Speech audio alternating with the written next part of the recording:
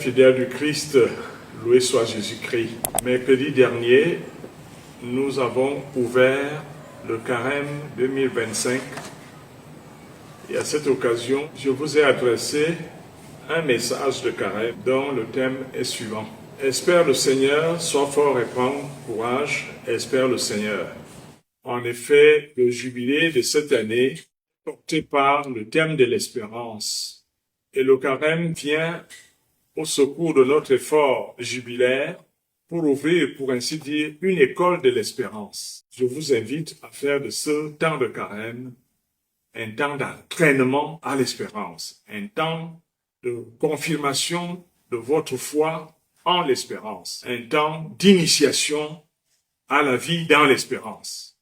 Dans sa bénédiction, ouvrant l'année jubilaire, le pape François nous a fait méditer sur l'espérance ne déçoit pas.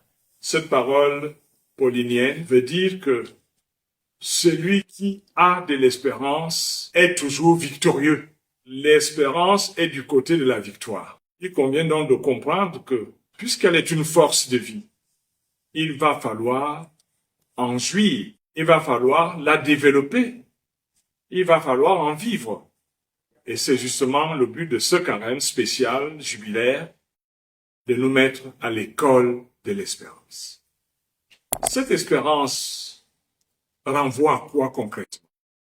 Quand je prie en disant au Seigneur, Seigneur, ouvre mes lèvres et ma bouche annoncera ta louange. Je sens dans ma foi interne que pour que je chante la louange de Dieu, il faut que je sois habité par son esprit. Quand je dis, notre secours est dans le nom du Seigneur, qui a fait le ciel et la terre.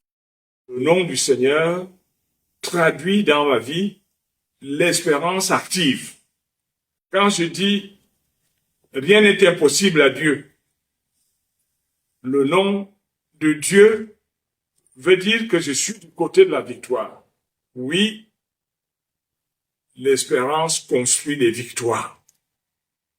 Et concrètement, il s'agit pour nous de faire que les actions présentes et futures soient d'abord introduites dans la proximité de Dieu et sa providence.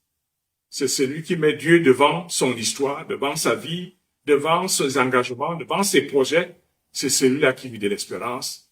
Une espérance qui commence dès ici-bas et qui s'ouvre à l'éternité. Le grand secret de l'espérance est Dieu avant, pendant et après dans ma vie.